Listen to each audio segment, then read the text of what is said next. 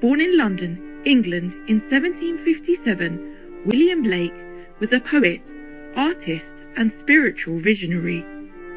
He began drawing and writing at an early age, depicting a vision of angels at age 10. Blake trained as a copy engraver when he turned 14. While continuing his writing and artwork, during the course of his life, he created hundreds of artistic engravings, many of which were combined with poems. Although his works were not widely popular while he was still alive, he is now considered a leading artist and poet of the Romantic Age.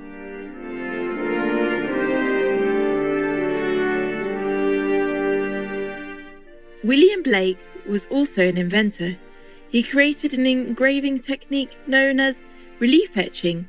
This approach gave rise to what he referred to as illuminated printing, which combines art and print to create beautifully hand-etched manuscripts.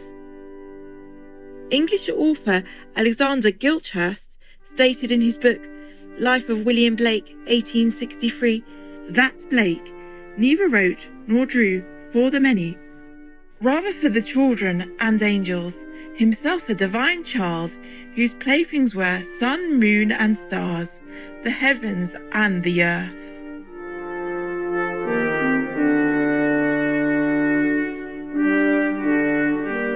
We now present to you excerpts from the book The Marriage of Heaven and Hell. In this book, William Blake explores the extremes of opposing forces, also known as spiritual duality. He describes good and bad as simply being different types of energies. Blake also maintains that both are necessary for human existence. As he says, without countries is no progression. The reader is thus invited to reflect upon the true nature of these opposites and to even transcend their apparent duality.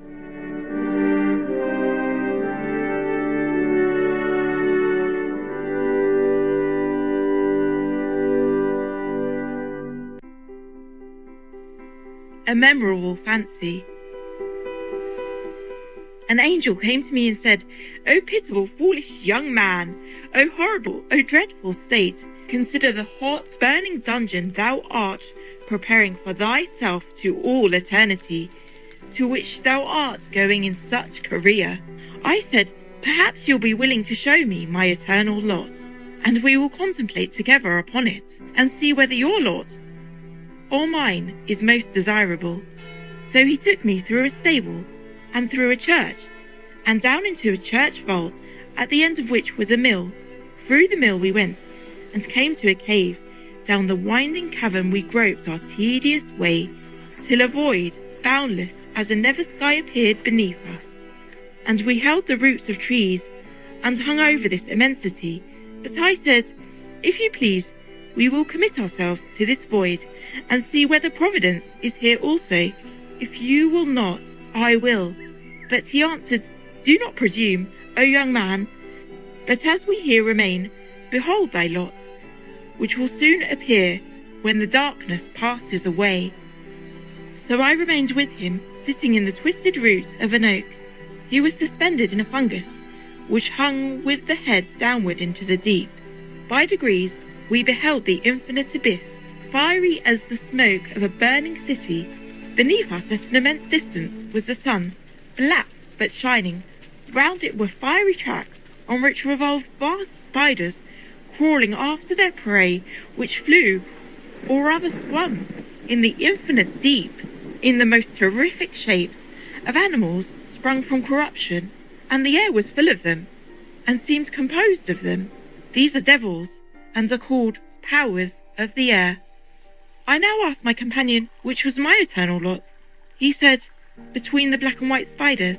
But now from between the black and white spiders a cloud and fire burst, and rolled through the deep, blackening all beneath, so that the nether deep grew black as a sea, and rolled with a terrible noise.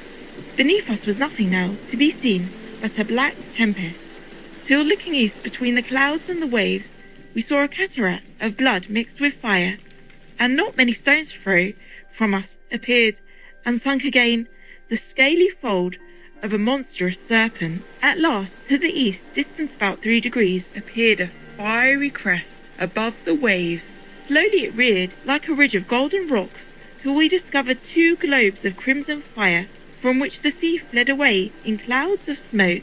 And now we saw it was the head of a Leviathan. His forehead was divided into streaks of green and purple, like those on a tiger's forehead. Soon we saw his mouth, and red gills hang just above the raging foam, advancing toward us with all the fury of a spiritual existence. My friend the angel climbed up from his station into the mill. I remained alone, and then this appearance was no more, but I found myself sitting on a pleasant bank beside the river by moonlight, hearing a harper who sang to the harp, and his theme was, "The man who never alters his opinion is like standing water, and breeds reptiles of the mind." But I rose and sought for the mill, and there I found my angel, who, surprised, asked me how I escaped. I answered, "All that we saw was owing to your metaphysics, for when you ran away, I found myself on a bank by moonlight, hearing a harper. But now we have seen my eternal lot. Shall I show you yours?" He laughed at my proposal, but I by force suddenly caught him in my arms and flew westerly through the night, till we were elevated above the earth's shadow. Then I flung myself with him directly into the body of the sun. Here I clothed myself in white, sank from the glorious climb, and passed all the planets till we came to Saturn. Here I stayed to rest, and then leaped into the void between Saturn and the fixed stars. Any man of mechanical talents may, from the writings of Paracelsus or Jacob Behmen, produce 10,000 volumes of equal value, and from those of Dante or Shakespeare an infinite number. But when he has done this, let him not say that he knows better than his master, for he only holds the candle in sunshine.